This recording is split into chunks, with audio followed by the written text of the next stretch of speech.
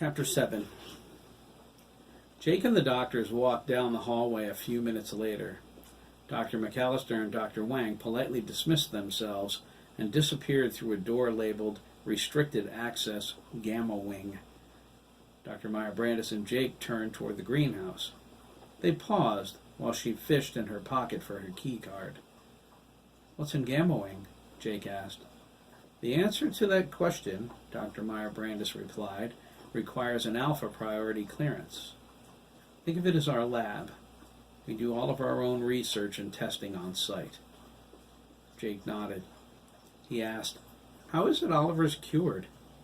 I mean, if this disease is so deadly." "Honestly," she replied, "I'm not sure. A year ago, the open air was as deadly to Oliver as any of the boys. That's what activates the disease, although we don't know how. Bacterium?" She shrugged. "His remission was unexpected. We've tried several treatments over the years, some even surgical. Was it a combination of some? All of them? None? We've struggled with that question for weeks. We're no closer to an answer." "It doesn't affect girls?" Dr. Meyer Brandis paused. The color drained from her face. She searched his eyes. After a few moments, she cleared her throat. "Not that we've discovered," she replied. Her expression went blank, as if stolen by a strong memory. She shook it away. "You suspect this is a weaponized illness?" Jake asked, giving her an odd look. She seemed off balance. Dr. Meyer Brandis said they weren't sure. Hospital security found Oliver abandoned as an infant at UCLA Medical Center. A short note pinned to his blanket gave his name, said he was ill, and that he needed care. They never identified the person who abandoned him. Oliver was in intensive care for weeks. Massive doses of antibiotics brought him back from death's door. An agent working at the hospital reported the situation to his superiors. Jake furrowed his brow. If Oliver's cured, why not let him go for good? I mean, find him a real family, or whatever. "Impossible," Dr. Meyer Brandis said. "We raised the boys around sensitive, classified material. There was no way to keep them from learning, and since a 24-hour-a-day lockdown wasn't feasible..." "Yes?" Jake asked, feeling a piece fall into place. "We trained them," Dr. Meyer Brandis said, "as agency. Was there another choice? We had to provide them with some kind of life." Jake was stunned. An entire operation dedicated to helping a group of sick kids, coincidentally being trained as agents, yet you know nothing about their disease after 15 years? That doesn't make much sense, Doctor. "That isn't any of your concern." "I guess not," Jake replied. His annoyance sharpened his tone. "Agent Danziger, you know we can't just let him go," Dr. Meyer Brandis said. "Oliver is keen on several key projects for which even you have no clearance. We considered their disease incurable, so allowing them to learn what they have seemed irrelevant. No one expected them to leave here.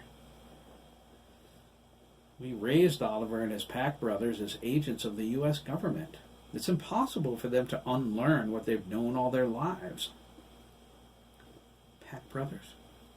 Jake wondered. He asked, "What about what Oliver wants?" "This is what he wants," she said. "It's all he's ever been taught to want. Your assignment is to be his guardian, to be a father figure to a boy who's never had one. Oliver has all the skills and knowledge of the highest level field agent. It's a huge responsibility." "Why choose me then?" Jake asked. "We suggested you, along with several other available candidates. Oliver chose you." "Why would he do that?" "Ask him," she replied. She ran her key card through the slot and opened the door. They stepped into the greenhouse together. "One thing's for sure," Jake thought, shaking his head. "Dr. Meyer Brandis is full of it."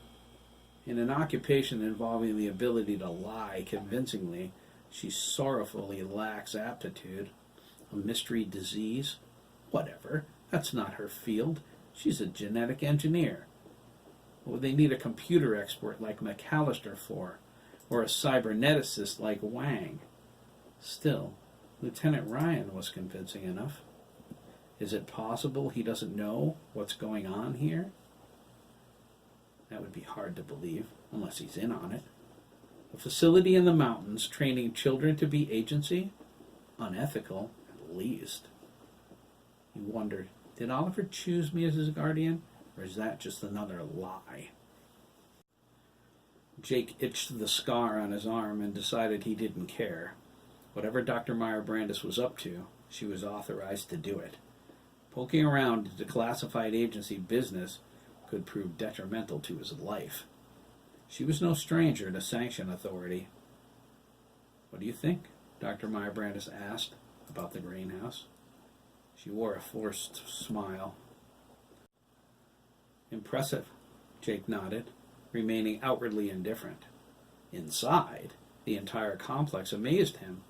Living quarters, offices, classrooms, recreational facilities, even a pool. Alpha Wing was akin to a private school with all the amenities of a Class 1 agency training facility.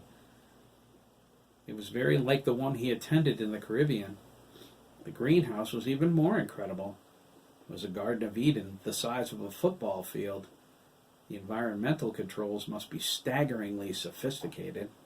The monitor inside the doorway reported the air temperature a nominal 75 degrees. In the Rocky Mountains in December, Jake thought. The view of the cloudless sky through the glass lattice, the panes replaced with unbreakable glass now, took Jake's breath away. Kentucky bluegrass grew all around, neatly groomed by a caretaker with an incredible sense of detail. Upon his verbal reflection, Dr. Meyer-Brandis insisted the boys did the lawn care themselves. Jake couldn't tell if that was a lie or not. He guessed it didn't matter. There were trees in here, too. Pines, cedars, and even an elm that looked 100 years old. When he asked her about it, Dr. Meyer-Brandis only shrugged. Classified, she said. Even the trees are classified, Jake thought.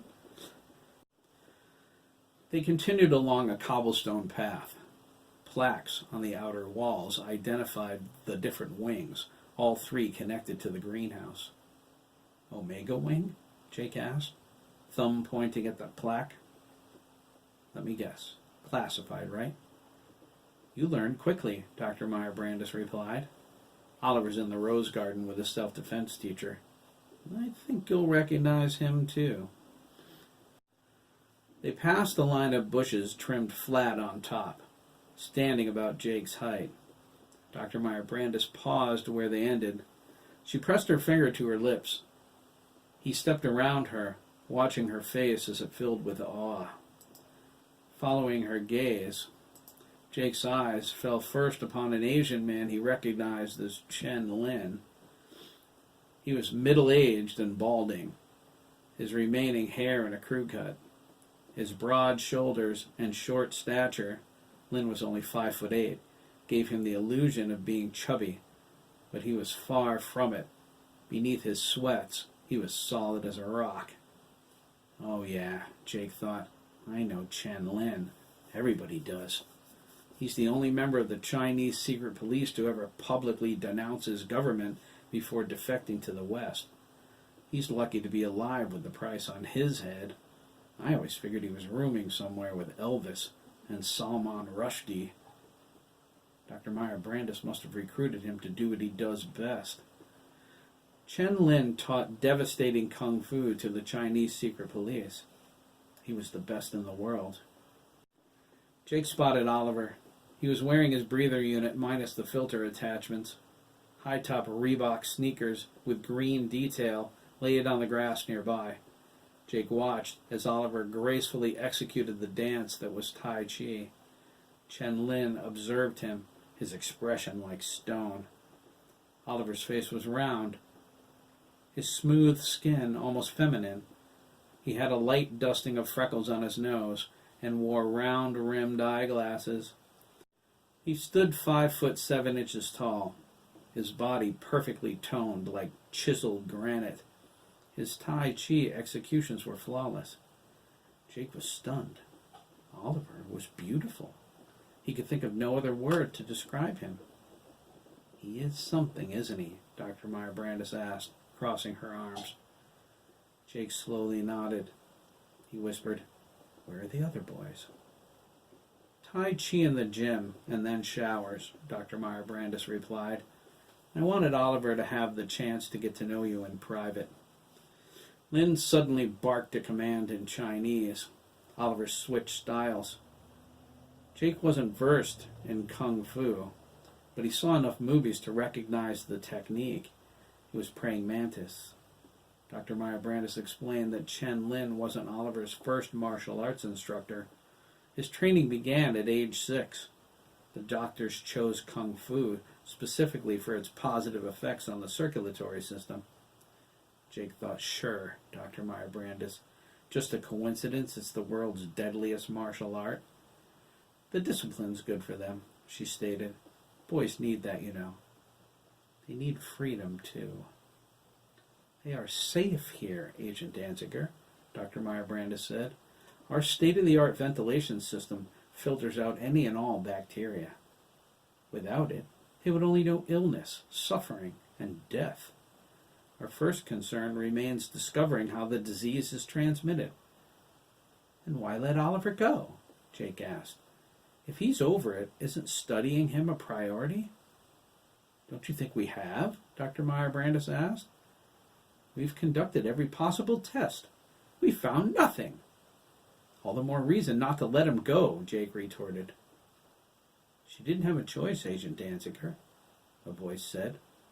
Its tone was sweet, like an angel's. Jake turned to see Oliver walking toward him, his broad smile showing perfect white teeth. Dr. Meyer Brandis nodded. Oliver held out his hand in greeting. Jake took it in his and cringed at the boy's grip. It felt like being caught in a vice. "Nice to meet you, Agent Danziger," he said politely. "I'm Oliver Taylor."